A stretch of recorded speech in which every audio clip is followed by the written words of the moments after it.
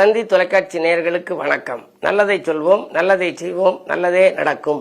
இன்று 15/3/2026 ஞாயிற்றுக்கிழமை, திருவோணம் நட்சத்திரம், பின்னிரவு 4:50 வரை, பிறகு அவிட்டம். இன்றைக்கு பங்குனி முதல் நாள். பங்குனி மாதம் பிறக்கிறது. பங்குனி உத்தரமும் ராமநவமியும் இந்த மாதத்திலே வருகின்ற ஒரு அற்புதமான நேரம். பங்குனி மாத பலன்களை பற்றி தந்தி தொலைக்காட்சியிலே பேசியதை நீங்கள் கேட்டிருப்பீர்கள். இந்த மாதத்தை பற்றி இன்றைக்கு நான் உங்களுக்கு சொல்லுகிற நல்ல கருத்து என்னன்னா, ஒவ்வொருத்தருக்கும் ஏதாவது ஒரு குறை இருக்கும். வீட்டுக்கு வீடு, வாசல்படி, ரோட்டுக்கு ரோடு, 100 நொடி அப்படின்னு ஒரு பாடல் கூட உண்டு.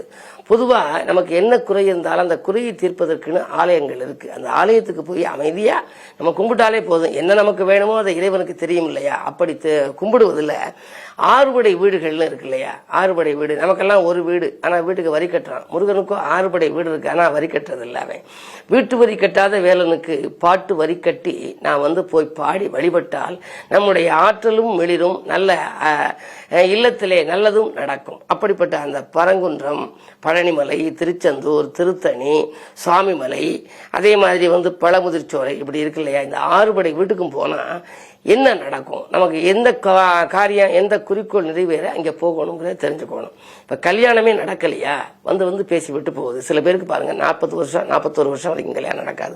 சில பெண்களுக்கு 32 வருஷம் ஆகும், கல்யாணம் நடக்காது, வேண்டாமாங்க, அல்லது ஏதாவது ஒரு காரணத்தினால தள்ளி போகும். அப்படி திருமண தடைகள் அதிகம் இருந்தா முருகனுடைய 6 வீட்டில் திருப்பரங்குன்றம் போய் கும்பிட்டு வந்தீங்கன்னா திருமணத்தை நிறைவேற்றுமா? ஏன்னா அங்கேதானா தெய்வானை திருமணம் நடந்த இடம்ங்கிறாங்க. அதே மாதிரி பழனிக்கு போறோம்னு வச்சுங்க, ஞானம் வெளிரும். படிப்புல நல்ல ஞானம் வரணும், படிப்புல அக்கறை வரணும், 2 டிகிரி 3 டிகிரி படிக்கணும், உலக புகழ் பெற்றவராக ஒருத்தர் வரணும். அப்படின்னாலும் பணம் பலம் நன்றாக இருக்க வேண்டும், பணங்காசு நல்லா கிடைக்கணும்னாலும் பழனிமலைக்கு போகணும். காலையில போய் விஸ்வரூப தரிசனமும் பார்த்து மாலை நேரத்திலே அந்த ராஜ அலங்கார முருகனையும் பார்த்துட்டு வந்தோம்னு வச்சுங்க, அதுக்கு பிறகு வாழ்க்கையில எந்த தடையும் நமக்கு வராதான்.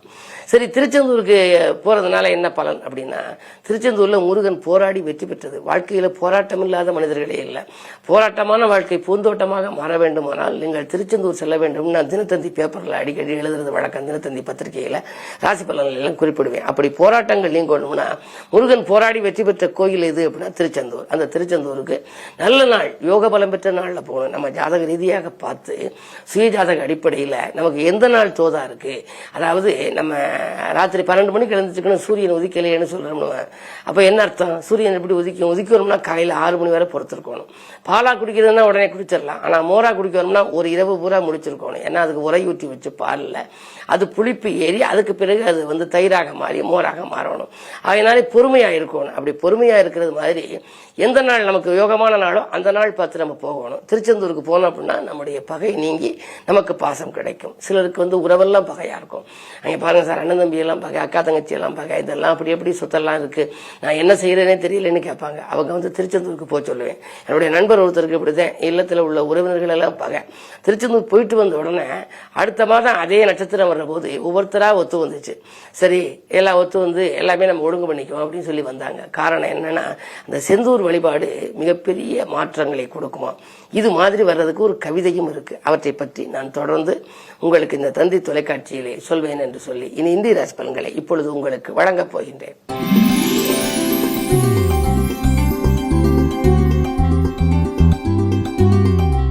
மேசராசி நேயர்களே, உங்களுக்கெல்லாம் இன்று வருமானம் திருப்திகரமாக இருக்கும் நாள். வாழ்க்கை தேவைகள் பூர்த்தியாகும்.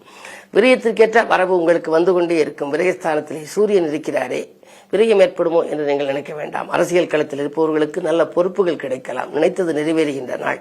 நிம்மதிக்காக நீங்கள் ஆலயத்தை நோக்கி அடியெடுத்து வைக்க விரும்புபவர்களாக இருந்தால் இன்று தினம் நீங்கள் சூரிய வழிபாட்டையும் மேற்கொள்ள வேண்டும், சுப்பிரமணியர் வழிபாட்டையும் மேற்கொள்ள வேண்டும். சுக்குக்கு மிஞ்சிய மருந்தும் இல்லை, சுப்பிரமணியருக்கு மிஞ்சிய தெய்வமும் இல்லை என்பார்கள். எனவே இன்றைக்கு நீங்கள் வழிபாடு செய்வதன் மூலம் உங்களுக்கு வளர்ச்சியில் உள்ள தளர்ச்சி அகலும்.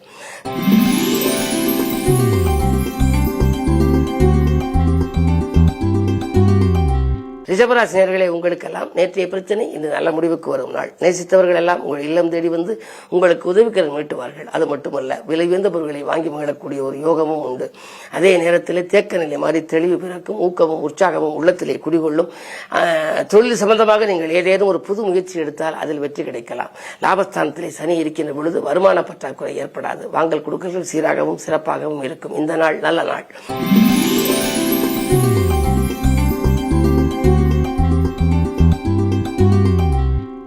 மிதுன ராசி நேயர்களே, உங்களுக்கு சந்திராஷ்டமம். எதை செய்தாலும் கொஞ்சம் யோசித்து செய்ய வேண்டும். அருகில் இருப்பவர்களை அனுசரித்துக் கொள்ளுங்கள். ஆதாயம் தரும் தகவல்களை காட்டிலும் விரயம் தரும் தகவல்களை கொஞ்சம் அதிகமாக இருக்கலாம்.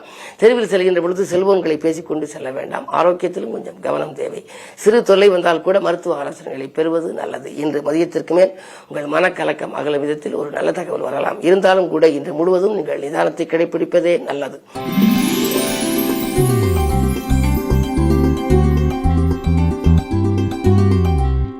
கடகராசி நேயர்களே, உங்களுக்கெல்லாம் இன்றைக்கு அற்புதமான நாள், யோகமான நாள், தொட்டது துலங்கும் நாள். உங்களுக்கு முக்கிய புள்ளிகளால் இன்றைக்கு ஒரு முன்னேற்றம் வரப்போகின்றது. முக்கிய புள்ளிகளை சந்தித்து உங்களுடைய தொழில் ரீதியாக நீங்கள் எடுத்த முடிவை அவர்களிடம் தெரிவித்து அவர்கள் சொல்கின்ற ஆலோசனையின் பேரில் உங்களுக்கு ஒரு நல்ல முன்னேற்றம் வரப்போகின்றது. 2ல் கேது இருப்பதனாலே உங்களுக்கு ஆன்மீக நாட்டமும் அதிகரிக்கும். புகழ்பெற்ற ஆலயங்களுக்கு சென்று வர வேண்டும் என்று நினைத்த எண்ணங்கள் நிறைவேறலாம். சிறப்பாக செயல்பட்டு பாராட்டுகளை பெறுவீர்கள். பொதுநலத்தில் இருப்பவர்களுக்கு புதிய பொறுப்புகள் கிடைக்கும். விரயஸ்தானத்திலே குரு சுப விரயங்கள் ஏற்பட போகின்றது. சுப விரயம் என்று சொன்னால் இல்லம் கட்டி குடியேறுவது அல்லது இல்லம் வாங்குவது, சொத்துக்கள் வாங்குவது அல்லது ஏதேனும் விலையுந்த பொருட்களை வாங்குவது, இவற்றையெல்லாம் உங்களுக்கு கவனம் செல்லும். அப்படி சுப விரயங்களும் அதிகரிக்கும். இந்த நாள் உங்களுக்கு ஒரு நல்ல நாள்.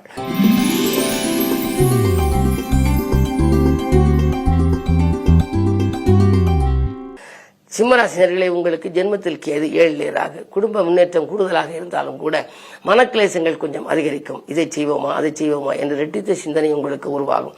அஷ்டமத்து சனியின் ஆதிக்கம் இருப்பதனாலே நீங்கள் எதிர்மறை சிந்தனைகளை தவிர்த்து நேர்மறை சிந்தனைகளை மேற்கொள்ளுங்கள். எதை செய்தாலும் இது நிச்சயம் நடைபெறும், இது நிச்சயம் நடக்கும் என்ற நம்பிக்கை உங்களுக்கு அதிகம் வேண்டும்.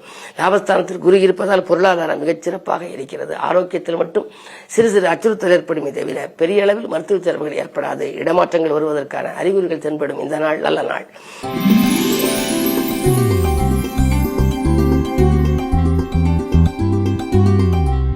கன்னிராசி நேயர்களே, உங்களுக்கெல்லாம் இன்றைக்கு அற்புதமான நாள். அதிகாரிகளால் அனுகூலம் கிடைக்கின்ற நாள். இன்றைக்கு விடுமுறை நாளாக இருந்தாலும் கூட தொலைபேசி வாயிலாக உங்களுடைய உத்தியோகத்தில் இருப்பவர்களுக்கு மேலதிகாரிகளினுடைய ஆதரவு கிடைக்கலாம். அதே நேரம் 10லே குரு இருப்பதனாலே பதவி மாற்றங்களோ இடமாற்றங்களோ வரலாம். கண்டகச்சனியின் ஆதிக்கம் இருப்பதனாலே ஆரோக்கியத்தில் சிறு அச்சுறுத்தல் உண்டு. பயணங்களை திடீரென மாற்றி அமைத்துக் கொள்வீர்கள். வாகன யோகம் இருந்தாலும் கூட நீங்கள் வழியில் செல்கின்ற பொழுது கொஞ்சம் கவனமாக செல்ல வேண்டும். பிறகு நம்பி ஒப்படைத்த பொறுப்புகள் நடைபெறாமல் போகலாம். கவனம் தேவை.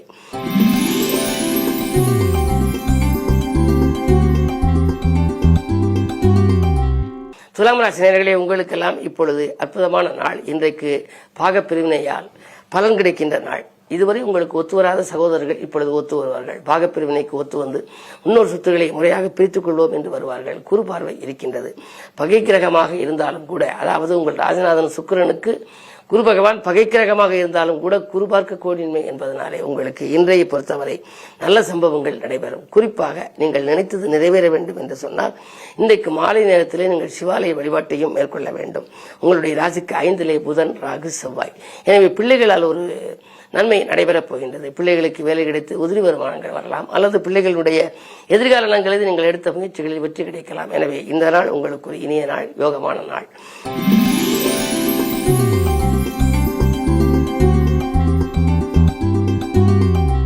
விருச்சிக ராசி நேயர்களே, உங்களுக்கெல்லாம் இன்றைக்கு மகிழ்ச்சி அதிகரிக்கின்ற நாள். மாற்றினத்தவர்களின் ஒத்துழைப்போடு கூட்டு முயற்சிகளில் நீங்கள் வெற்றி பெறுவீர்கள்.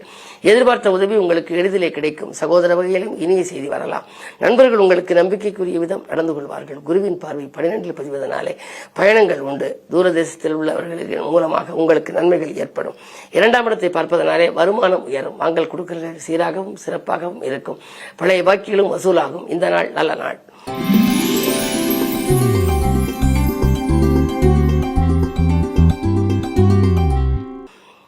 தனுசு ராசி நேயர்களே, உங்களுக்கு தடைக்கற்கள் எல்லாம் படிக்கற்களாக மாறுகின்ற நாள். எதிரிகள் விலகுவார்கள். வரும் வாய்ப்புகளை உபயோகப்படுத்திக் கொள்வது உங்கள் புத்திசாலித்தனமாகும். பெற்றோர்களில் இருந்த பிரச்சனைகள் அகலும். உற்றார் உறவினர்கள் உங்களுக்கு இன்று நல்ல தகவலை கொண்டு வந்து சேர்க்கப் போகின்றார்கள். 9ல் கேது இருப்பதனாலே பொன்பொருள் சேர்க்கையும் உங்களுக்கு உண்டு. ஆடை ஆபரண சேர்க்கை உண்டு. அதிகார வர்க்கத்தின் ஆதரவோடு ஒரு நல்ல காரியம் இல்லத்திலே நடைபெறும்.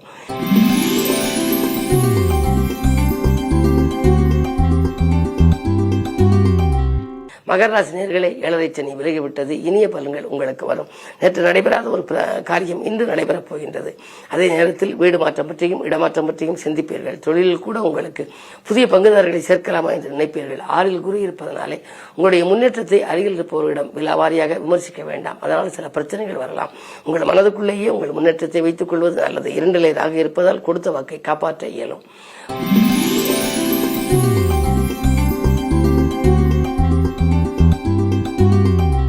கும்பராசி நேயர்களே, உங்களுக்கு இந்த நாள் ஒரு இனிய நாள், யோகமான நாள். தொழில் விருத்தியும் தொழில் இருந்த எதிரிகள் விலகும் வகையில் நன்மைகள் ஏற்படும் நாளாகவும் இந்த நாள் அமைகின்றது. செவ்வாய் பலம் நன்றாக இருப்பதால் தைரியமும் தன்னம்பிக்கையும் உங்களுக்கு அதிகரிக்கும்.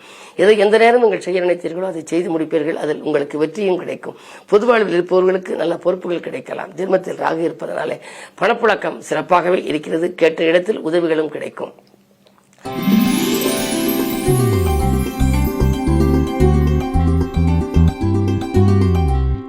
மீனராசி நேயர்களே, உங்களுக்கெல்லாம் அர்த்தாஷ்டம குருவின் ஆதிக்கம் இருப்பதனாலே ஆரோக்கிய தொல்லைகள் வரலாம். அடிக்கடி சிறு சிறு தொல்லைகள், கைவலி, கால்வலி, மூட்டு வலி, ஜலதோஷம் என்றெல்லாம் வரலாம். என்ன இருந்தாலும் சிறு தொல்லைகள் வந்தாலும் நீங்கள் மருத்துவ ஆலோசனை பெறுவது நல்லது. மருத்துவ செலவுகள் உண்டு. சுக்கிரன் உச்சம் பெற்றிருக்கின்றார். அஷ்டமாதிபதி உச்சம் பெற்றிருப்பதனாலே சிலர் நம்பி ஒப்படைத்த பொறுப்புகள் நடைபெறாமல் போகலாம்.